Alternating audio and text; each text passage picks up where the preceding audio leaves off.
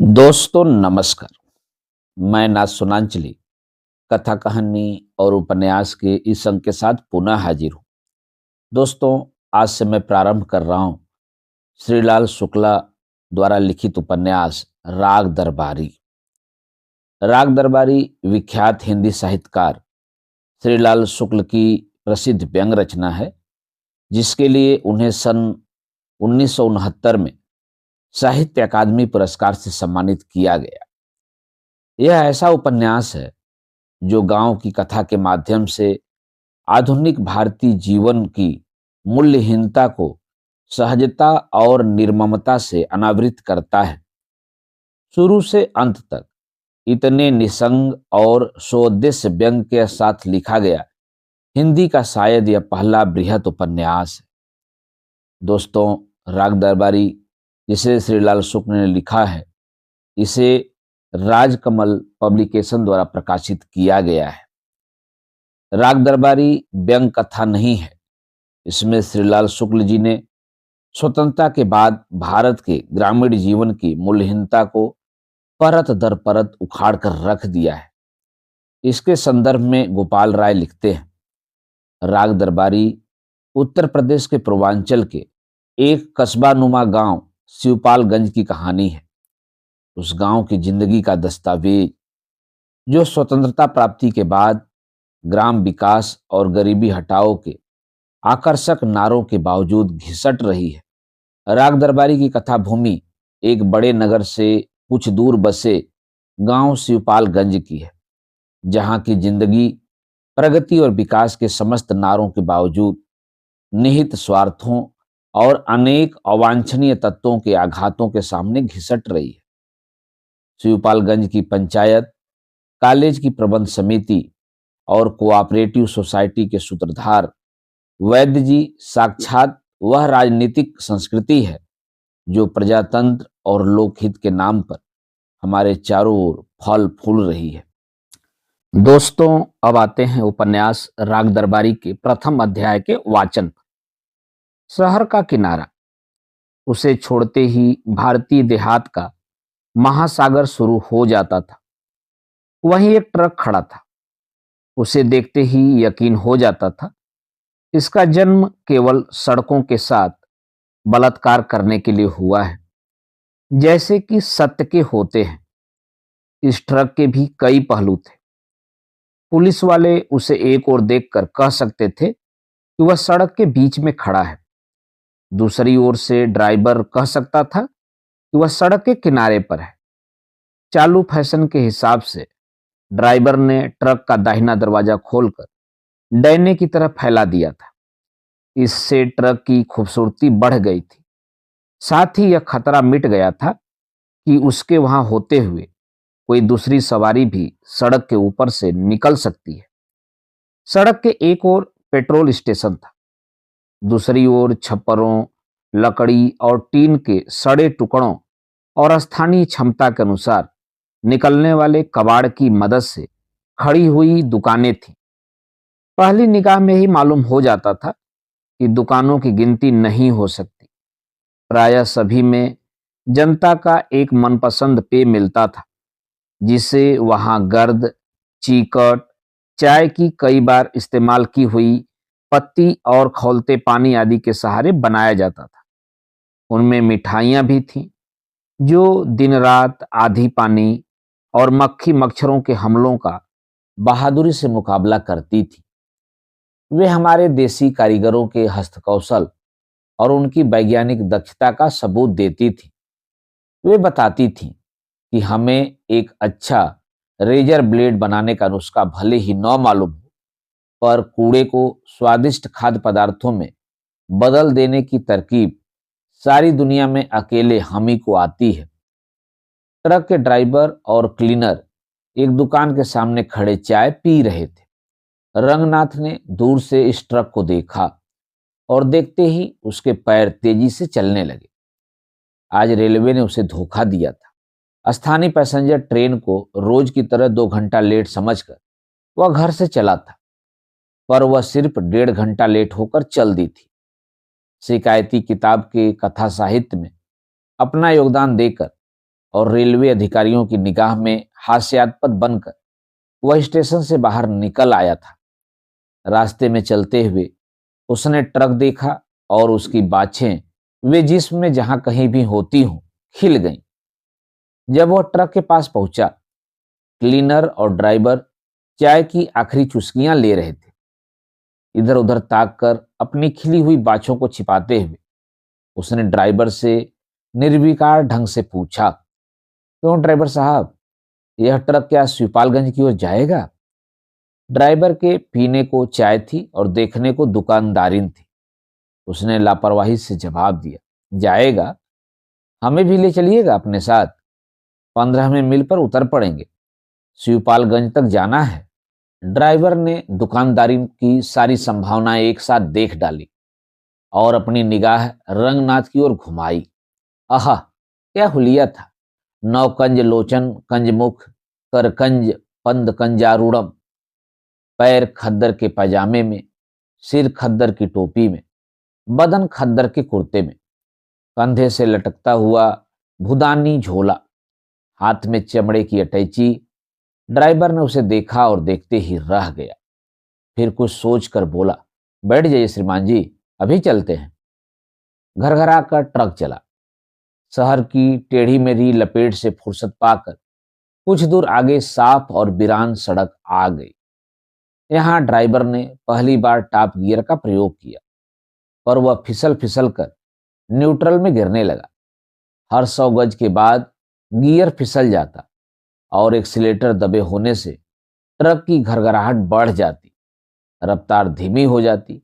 रंगनाथ ने कहा, ड्राइवर साहब, तुम्हारा गियर तो बिल्कुल अपने देश की हुकूमत जैसा है। ड्राइवर ने मुस्कुराकर वह प्रशंसा पत्र ग्रहण किया। रंगनाथ ने अपनी बात साफ करने की कोशिश की। कहा, उसे चाहे जितनी बार टॉप गियर में डालो, 2 गज चलते ही फिसल जाती है और लौटकर अपने खांचे में आ जाती है। ड्राइवर हंसा, बोला, ऊंची बात कह दी श्रीमान जी ने। इस बार उसने गियर को टॉप में डालकर अपनी एक टांग लगभग 90 अंश के कोण पर उठाई और गियर को जांघ के नीचे दबा लिया। रंगनाथ ने कहना चाहा कि हुकूमत को चलाने का भी यही नुस्खा है, पर यह सोचकर कि यह बात जरा और ऊंची हो जाएगी, वह चुप बैठा रहा। उधर ड्राइवर ने अपनी जांघ गियर से हटाकर यथास्थान वापस पहुंचा दी थी। गियर पर उसने एक लंबी लकड़ी लगा दी थी और उसका एक सिरा पैनल के नीचे ठोक दिया। ट्रक तेजी से चलता रहा। उसे देखते ही साइकिल सवार, पैदल, इक्के, सभी सवारियां कई फरलांग पहले से ही खौफ के मारे सड़क से उतरकर नीचे चली जाती। जिस तेजी से वे भाग रही थी, उससे लगता था कि उनकी निगाह में वह ट्रक नहीं है, वह आग की लहर है, बंगाल की खाड़ी से उठा हुआ तूफान है, जनता पर छोड़ा हुआ कोई बदकलाम अहलकार है, पिंडारियों का गिरोह है। रंगनाथ ने सोचा, उसे पहले ही ऐलान करा देना था कि अपने अपने जानवर और बच्चे घरों में बंद कर लो, शहर से अभी अभी एक ट्रक छूटा है। तब तक ड्राइवर ने पूछा, कहिए श्रीमान जी, क्या हालचाल है? बहुत दिन बाद देहात की ओर जा रहे हैं। रंगनाथ ने शिष्टाचार की इस कोशिश को मुस्कुराकर बढ़ावा दिया। ड्राइवर ने कहा, श्रीमान जी, आजकल क्या कर रहे हैं? घास खोद रहा हूं। ड्राइवर हंसा। दुर्घटनावश एक 10 साल का नंग धड़ंग लड़का ट्रक से बिल्कुल ही बच गया। बचकर वह एक पुलिया के सहारे छिपकली सा गिर पड़ा। ड्राइवर उसे प्रभावित नहीं हुआ। एक्सीलेटर दबाकर हंसते हंसते बोला, क्या बात कही है, जरा खुलासा समझाइए। कहा तो घास खोद रहा हूं, इसी को अंग्रेजी में रिसर्च कहते हैं। पर साल एमए किया था, इस साल से रिसर्च शुरू की है। ड्राइवर जैसे अलिफ लैला की कहानियां सुन रहा हो। मुस्कुराता हुआ बोला, और श्रीमान जी, शिवपालगंज क्या करने जा रहे हैं? वहां मेरे मामा रहते हैं, बीमार पड़ गया था, कुछ दिन देहात में जाकर तंदुरुस्ती बनाऊंगा। इस बार ड्राइवर काफी देर तक हंसता रहा। बोला, क्या बात बनाई है श्रीमान जी ने? रंगनाथ ने उसकी ओर संदेह से देखते हुए पूछा, जी, इसमें बात बनाने की क्या बात? वह इस मासूमियत पर लोटपोट हो गया। पहले की तरह हंसते हुए बोला, क्या कहने हैं? अच्छा जी, छोड़िए भी इस बात को। बताइए मित्तल साहब के क्या हाल है? क्या हुआ उस हवालाती के खून वाले मामले का? रंगनाथ का खून सूख गया। भर्राए गले से बोला, अजी, मैं क्या जानूं यह मित्तल कौन है? ड्राइवर की हंसी में ब्रेक लग गया। ट्रक की रफ्तार भी कुछ कम पड़ गई। उसने रंगनाथ को एक बार गौर से देखकर पूछा, अब मित्तल साहब को नहीं जानते? नहीं। जैन साहब को? नहीं। ड्राइवर ने खिड़की के बाहर थूक दिया और साफ आवाज में सवाल किया, आप सीआईडी में काम नहीं करते? रंगनाथ ने झुल्लाकर कहा, सीआईडी? यह किस चिड़िया का नाम है? ड्राइवर ने जोर से सांस छोड़ी और सामने सड़क की दशा का निरीक्षण करने लगा। कुछ बैलगाड़ियां जा रही थी। जब कहीं और जहां भी कहीं मौका मिले वहीं टांगे फैला देना चाहिए, इस लोकप्रिय सिद्धांत के अनुसार गाड़ीवान बैलगाड़ियों पर लेटे हुए थे और मुंह ढांपकर सो रहे थे। बैल अपनी काबिलियत से नहीं बल्कि अभ्यास के सहारे चुपचाप सड़क पर गाड़ी घसीटे लिए जा रहे थे। यह भी जनता और जनार्दन वाला मजमून था, पर रंगनाथ की हिम्मत कुछ कहने की नहीं हुई। वह सीआईडी वाली बात से उखड़ गया था। ड्राइवर ने पहले रबड़ वाला हार्न बजाया, फिर एक ऐसा हार्न बजाया जो संगीत के आरोह अवरोह के बावजूद बड़ा ही डरावना था। पर गाड़ियां अपनी राह चलती रहीं। ड्राइवर काफी रफ्तार से ट्रक चला रहा था और बैलगाड़ियों के ऊपर से निकाल ले जाने वाला था। पर गाड़ियों के पास पहुंचते पहुंचते उसे शायद अचानक मालूम हो गया कि वह ट्रक चला रहा है, हेलीकॉप्टर नहीं। उसने एकदम से ब्रेक लगाया, पैनल से लगी हुई लकड़ी नीचे गिरा दी, गियर बदला और बैलगाड़ियों को लगभग छूता हुआ उनसे आगे निकल गया। आगे जाकर उसने घृणापूर्वक रंगनाथ से कहा, सीआईडी नहीं हो तो तुमने यह खद्दर क्यों डाल रखी है? रंगनाथ इन हमलों से लड़खड़ा गया था, पर उसने इस बात को मामूली जांच पड़ताल का सवाल मानकर सरलता से जवाब दिया, खद्दर तो आजकल सभी पहनते हैं। अजी, कोई तू का आदमी तो पहनता नहीं। कहकर उसने दोबारा खिड़की के बाहर थूका और गियर को टॉप में डाल दिया। रंगनाथ का पर्सनालिटी कल्ट समाप्त हो गया। थोड़ी देर वह चुपचाप बैठा रहा, बाद में मुंह से सीटी बजाने लगा। ड्राइवर ने उसे कोहनी से हिलाकर कहा, देखो जी, चुपचाप बैठो, यह कीर्तन की जगह नहीं है। रंगनाथ चुप हो गया। तभी ड्राइवर ने झुझला कर कहा, यह गियर बार बार फिसल कर न्यूट्रल में ही घुसता है, देख क्या रहे हो, जरा पकड़े रहो जी। थोड़ी देर में उसने दोबारा झुझला कर कहा, ऐसे नहीं, इस तरह दबाकर ठीक से पकड़े रहो। ट्रक के पीछे काफी देर से हार्न बजता आ रहा था। रंगनाथ उसे सुनता रहा था और ड्राइवर उसे अनसुनी करता रहा था। कुछ देर बाद पीछे से क्लीनर ने लटक कर ड्राइवर की कनपट्टी के पास खिड़की पर खटखट करना शुरू कर दिया। ट्रक वालों की भाषा में इस कार्रवाई का निश्चित ही कोई खौफनाक मतलब होगा, क्योंकि उसी वक्त ड्राइवर ने रफ्तार कम कर दी और ट्रक को सड़क के बाईं पटरी पर खड़ा कर दिया। हार्न की आवाज एक ऐसे स्टेशन वैगन से आ रही थी जो आजकल विदेशों के आशीर्वाद से सैकड़ों की संख्या में यहाँ देश की प्रगति के लिए इस्तेमाल होते हैं और हर सड़क पर हर वक्त देखे जा सकते हैं। स्टेशन वैगन दाएं से निकलकर आगे धीमा पड़ गया और उससे बाहर निकले हुए एक खाकी हाथ ने ट्रक को रुकने का इशारा कर दिया। दोनों गाड़ियां रुक गईं। स्टेशन वैगन से एक अफसरनुमा चपरासी और एक चपरासी नुमा अफसर उतरे। खाकी कपड़े पहने हुए दो सिपाही भी उतरे। उनके उतरते ही पिंडारियों जैसी लूट खसोट शुरू हो गई। किसी ने ड्राइवर का ड्राइविंग लाइसेंस छीना, किसी ने रजिस्ट्रेशन कार्ड, कोई बैक व्यू मिरर खटखटाने लगा, कोई ट्रक का हॉर्न बजाने लगा, कोई ब्रेक देखने लगा। उन्होंने फुटबोर्ड हिलाकर देखा, बत्तियां जलाईं, पीछे बजने वाली घंटी टुनटुनाई। उन्होंने जो कुछ भी देखा वह खराब निकला। जिस चीज को छुआ उसी में गड़बड़ी आ गई। इस तरह उन चार आदमियों ने 4 मिनट में लगभग 40 दोष निकाले और फिर एक पेड़ के नीचे खड़े होकर इस प्रश्न पर बहस करनी शुरू कर दी कि दुश्मन के साथ कैसा सलूक किया जाए। रंगनाथ की समझ में कुल यही आया कि दुनिया में कर्मवाद के सिद्धांत, पोएटिक जस्टिस आदि की कहानियां सच्ची हैं। ट्रक की चेकिंग हो रही है, और ड्राइवर से भगवान उसके अपमान का बदला ले रहा है।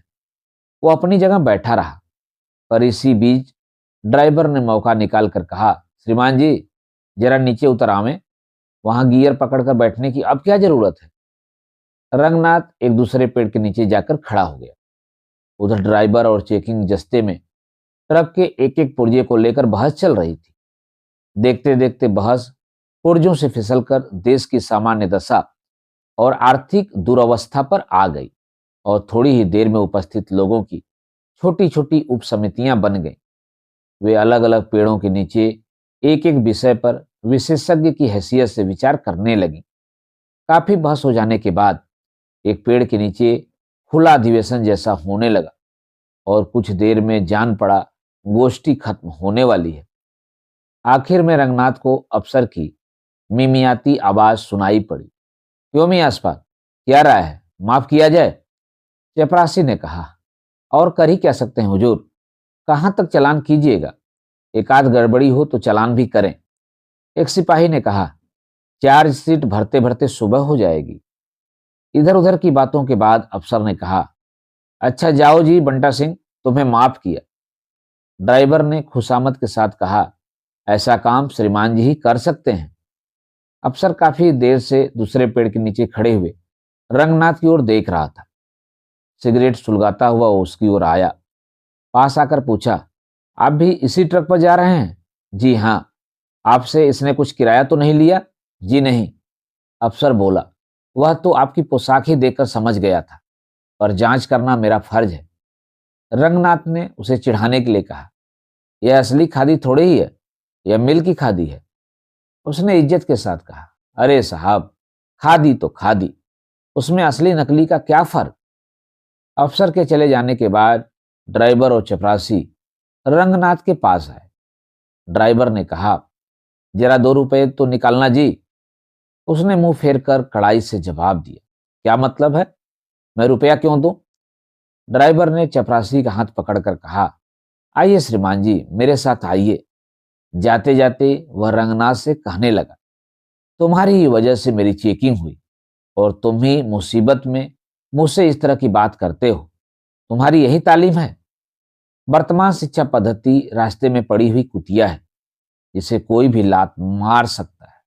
ड्राइवर भी उस पर रास्ता चलते चलते एक जुमला मारकर चपरासी के साथ ट्रक की ओर चल दिया। रंगनाथ ने देखा, शाम घिर रही है, उसका अटैची ट्रक में रखा है। शिवपालगंज अभी 5 मील दूर है और उसे लोगों की सद्भावना की जरूरत है। वह धीरे धीरे ट्रक की ओर आया। उधर स्टेशन वैगन का ड्राइवर हार्न बजा बजा कर चपरासी को वापस बुला रहा था। रंगनाथ ने 2 रुपए ड्राइवर को देने चाहे। उसने कहा, अब दे ही रहे हो तो अदली साहब को दो, मैं तुम्हारे रुपयों का क्या करूंगा। कहते कहते उसकी आवाज में उन सन्यासियों की खनक आ गई जो पैसा हाथ से नहीं छूते, सिर्फ दूसरों को यह बताते हैं कि तुम्हारा पैसा हाथ का मैल है। चपरासी रुपयों को जेब में रखकर बीड़ी का आखिरी कस खींचकर उसका अधजला टुकड़ा लगभग रंगनाथ के पैजामे पर फेंक कर स्टेशन वैगन की ओर चला गया। उसके रवाना हो जाने पर ड्राइवर ने भी ट्रक चलाया और पहले की तरह गियर को टाप में लेकर रंगनाथ को पकड़ा दिया। फिर अचानक बिना किसी वजह के वह मुंह को गोल गोल बनाकर सीटी पर सिनेमा की एक धुन निकालने लगा। रंगनाथ चुपचाप सुनता रहा। थोड़ी देर में ही धुतलके में सड़क की पटरी पर दोनों ओर कुछ गठरियां सी रखी हुई नजर आईं। ये औरतें थीं जो कतार बांध कर बैठी हुई थी। वे इत्मीनान से बातचीत करती हुई वायु सेवन कर रही थी और लगे हाथ मलमूत्र का विसर्जन भी।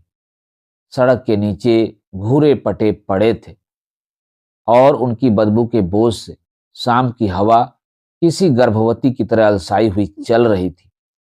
कुछ दूरी पर कुत्तों के भूकने की आवाजें हुई। आंखों के आगे धुएं के जाले उड़ते हुए नजर आए।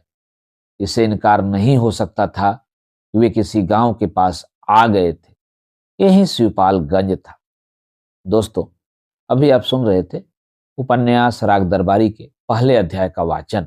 दोस्तों, अब लीजिए सुनिए उपन्यास राग दरबारी के भाग 2 का वाचन मेरे अर्थात नासुनांचली के स्वर में। थाना सिपालगंज में एक आदमी ने हाथ जोड़कर दरोगा जी से कहा, आजकल होते होते कई महीने बीत गए। अब हुजूर हमारा चालान करने में देर न करें। मध्यकाल का कोई सिंहासन रहा होगा जो अब घिसकर आराम कुर्सी बन गया था। दारोगा जी उस पर बैठे भी थे, लेटे भी थे। यह निवेदन सुना तो सिर उठाकर बोले, चालान भी हो जाएगा, जल्दी क्या है, कौन सी आफत आ रही है। वह आदमी आराम कुर्सी के पास पड़े हुए एक प्रागैतिहासिक मोढ़े पर बैठ गया और कहने लगा, मेरे लिए तो आफत ही है, आप चालान कर दें तो झंझट मिटे। दारोगा जी भुनभुनाते हुए किसी को गाली देने लगे। थोड़ी देर में उसका यह मतलब निकला कि काम के मारे नाक में दम है। इतना काम है कि अपराधों की जांच नहीं हो पाती, मुकदमों का चालान नहीं हो पाता, अदालतों में गवाही नहीं हो पाती। इतना काम है कि सारा काम ठप पड़ा है। मोढ़ा आराम कुर्सी के पास खिसक आया। उसने कहा, हुजूर दुश्मनों ने कहना शुरू कर दिया है कि इस शिवपालगंज में दिन दहाड़े जुआ होता है। कप्तान के पास एक गुमनाम शिकायत भेजी गई है। वैसे भी समझौता साल में एक बार चालान करने का है। इस साल का चालान होने में देर हो रही है। इसी वक्त हो जाए तो लोगों की शिकायत भी खत्म हो जाएगी। आराम कुर्सी ही नहीं, सभी कुछ मध्यकालीन था। तख्त, उसके ऊपर पड़ा हुआ दरी का चीथड़ा, कलमदान, सूखी हुई स्याही की दवातें, मुड़े हुए कोनों वाले मटमैले रजिस्टर, सभी कुछ शताब्दी पुराने दिखाई दे रहे थे। यहाँ बैठकर अगर कोई चारों ओर निगाह दौड़ाता तो उसे मालूम होता वह इतिहास के किसी कोने में खड़ा है। अभी इस थाने के लिए फाउंटेन पेन नहीं बना था। उस दिशा में कुल इतनी तरक्की हुई थी कि कलम सरकंडे का नहीं था। यहाँ के लिए अभी टेलीफोन की इजाद नहीं हुई थी। हथियारों में कुछ प्राचीन राइफलें थीं जो लगता था गदर के दिनों में इस्तेमाल हुई होंगी। वैसे सिपाहियों के साधारण प्रयोग के लिए बांस की लाठी थी, जिसके बारे में एक कवि ने बताया है कि वह नदी नाले पार करने में और झपट कर कुत्ते को मारने में उपयोगी साबित होती है। यहाँ के लिए अभी जीप का अस्तित्व नहीं था। उसका काम करने के लिए दो तीन चौकीदारों के प्यार की छांव में पलने वाली घोड़ा नाम की एक सवारी थी, जो शेरशाह के जमाने में भी हुआ करती थी। थाने के अंदर आते ही आदमी को लगता था कि उसे किसी ने उठाकर कई सौ साल पहले फेंक दिया है।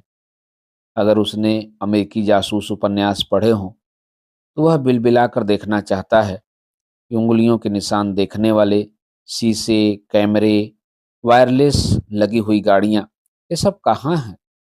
बदले में उसे सिर्फ वह दिखता है जिसका जिक्र ऊपर किया जा चुका है। साथ ही एक नंग धड़ंग लंगोटबद आदमी दिखता है जो सामने इमली के पेड़ के नीचे भंग घोट रहा होता। बाद में पता चलता है कि वह अकेला आदमी 20 गांव की सुरक्षा के लिए तैनात है। जिस हालत में जहां है, वहां से उसी हालत में वह 20 गांवों में अपराध रोक सकता है। अपराध हो गया हो तो उसका पता लगा सकता है, और अपराध न हुआ हो तो उसे करा सकता है। कैमरा, शीशा, कुत्ते, वायरलेस उसके लिए वर्जित है। इस तरह थाने का वातावरण बड़ा ही रमणीक और बीते दिनों के गौरव के अनुकूल था। जिन रोमांटिक कवियों को बीते दिनों की याद सताती है, उन्हें कुछ दिन रोके रखने के लिए यह थाना आदर्श स्थान है। जनता को दरोगा जी और थाने के 10-12 सिपाहियों से बड़ी बड़ी आशाएं थीं। 250-300 गांवों के उस थाने में अगर 8 मील दूर किसी गांव में नकब लगे तो विश्वास किया जाता था कि इनमें से कोई न कोई उसे देख जरूर लेगा।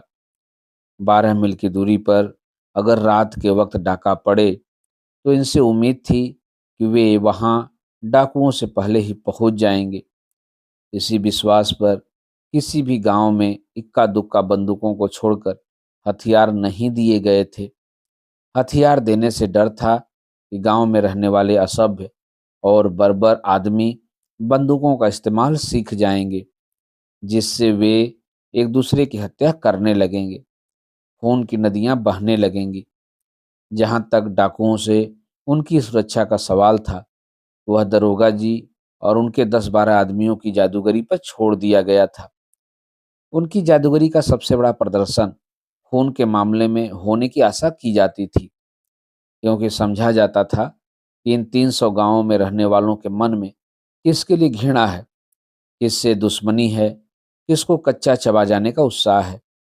इसका वे पूरा पूरा ब्यौरा रखेंगे और पहले से ही कुछ ऐसी तरकीब करेंगे कि कोई किसी को मार न सके, और अगर कोई किसी को मार दे तो वे हवा की तरह मौके पर जाकर मारने वाले को पकड़ लेंगे, मरे हुए को कब्जे में कर लेंगे, उसके खून से तर मिट्टी की हाड़ी में भर लेंगे और उसके मरने का दृश्य देखने वालों को दिव्य दृष्टि देंगे, ताकि वे किसी भी अदालत में जो कुछ हुआ है उसका महाभारत के संजय की तरह आंखों देखा हाल बता सकें। संक्षेप में दरोगा जी और उनके सिपाहियों को वहां पर मनुष्य नहीं, बल्कि अलादीन के चिराग से निकलने वाला दैत्य समझकर रखा गया था। उन्हें इस तरह रखकर 1947 में अंग्रेज अपने देश चले गए थे, और उसके बाद ही धीरे धीरे लोगों पर यह राज खुलने लगा था कि ये लोग दैत्य नहीं हैं, बल्कि मनुष्य हैं, और ऐसे मनुष्य हैं जो खुद दैत्य निकालने की उम्मीद में दिन रात अपना अपना चिराग घिसते रहते हैं। शिवपालगंज के जुआरी संघ के मैनेजिंग डायरेक्टर के चले जाने पर दरोगा जी ने एक बार फिर सिर उठाकर चारों ओर देखा। सब तरफ अमन था। इमली के पेड़ के नीचे भंग घोटने वाला लंगोटबंद सिपाही अब नजदीक रखे हुए एक शिवलिंग पर भंग चढ़ा रहा था।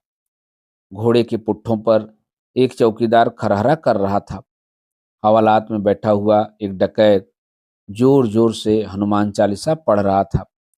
बाहर फाटक पर ड्यूटी देने वाला सिपाही निश्चय ही रात को मुस्तैदी से जागने के लिए एक खंभे के सहारे टिक कर सो रहा था। दरोगा जी ने उगने के लिए पलक बंद करना चाहा, पर तभी उनको रुपन बाबू आते दिखाई पड़े। वे भुनभुनाए कि पलक मारने की फुर्सत नहीं है। रुपन बाबू के आते ही वे कुर्सी से खड़े हो गए, और विनम्रता सप्ताह बहुत पहले बीत जाने के बावजूद उन्होंने विनम्रता के साथ हाथ मिलाया। रुपन बाबू ने बैठते ही कहा, रामाधीन के यहाँ लाल स्याही से लिखी हुई एक चिट्ठी आई है। डाकुओं ने 5,000 रुपये मांगा है। लिखा है, अमावस की रात को दक्षिण वाले टीले पर। दरोगा जी मुस्कुराकर बोले, यह तो साहब बड़ी ज्यादती है। कहाँ तो पहले के डाकू नदी पहाड़ लांग कर घर पर रुपया लेने आते थे, अब ये चाहते हैं कि कोई उन्हीं के घर जाकर रुपया दे दे।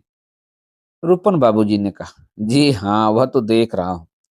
डकैती न हुई, रिश्वत हो गई।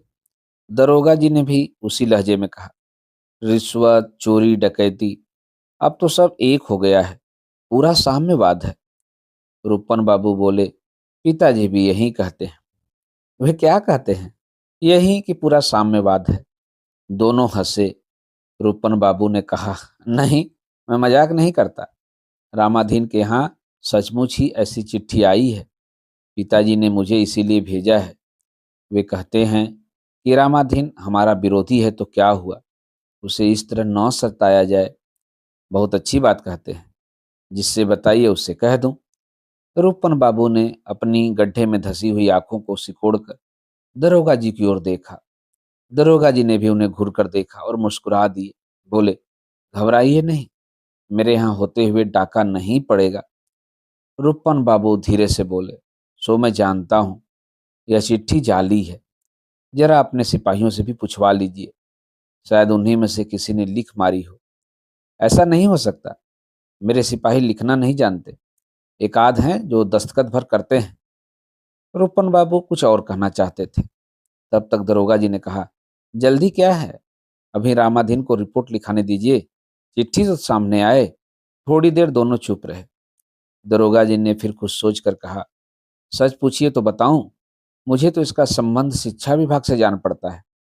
वह कैसे? और शिक्षा विभाग से ही क्या, वह तो आपके कॉलेज से जान पड़ता है। रूपन बाबू बुरा मान गए। आप तो मेरे कॉलेज के पीछे पड़े हैं। मुझे लगता है कि रामाधीन के घर यह चिट्ठी आपके कॉलेज के किसी लड़के ने भेजी है। आपका क्या ख्याल है? आप लोगों की निगाह में सारे जुर्म स्कूली लड़के ही करते हैं? रूपन बाबू ने फटकारते हुए कहा। अगर आपके सामने कोई आदमी जहर खाकर मर जाए तो आप लोग उसे भी आत्महत्या नहीं मानेंगे। यही कहेंगे कि इसे किसी विद्यार्थी ने जहर दिया है। आप ठीक कहते हैं रूपन बाबू। जरूरत पड़ेगी तो मैं ऐसा ही कहूंगा। मैं बख्तावर सिंह का चेला हूं। शायद आप यह नहीं जानते। इसके बाद सरकारी नौकरों की बातचीत का वही अकेला मजमून खुल गया कि पहले के सरकारी नौकर कैसे होते थे और आज के कैसे हैं। बख्तावर सिंह की बात छिड़ गई। दरोगा बख्तावर सिंह एक दिन शाम के वक्त अकेले लौट रहे थे। उन्हें झंगरू और मंगरू नाम के दो बदमाशों ने बाग में घेर कर पीट दिया। बात फैल गई, इसलिए उन्होंने थाने पर अपने पीटे जाने की रिपोर्ट दर्ज करा दी। दूसरे दिन बदमाशों ने जाकर उनके पैर पकड़ लिए। कहा, हुजूर माई बाप हैं। गुस्से में औलाद माँ बाप से नालायकी कर बैठे तो माफ किया जाता है। बख्तावर सिंह ने माँ बाप का कर्तव्य पूरा करके उन्हें माफ कर दिया। उन्होंने औलाद का कर्तव्य पूरा करके बख्तावर सिंह के बुढ़ापे के लिए अच्छा खासा इंतजाम कर दिया। बात आई गई हो गई, पर कप्तान ने इस पर ऐतराज किया कि तुम अपने ही मुकदमे की जांच कामयाबी से नहीं करा सका तो दूसरे को कैसे बचाएगा? अंधेरा था तो क्या हुआ?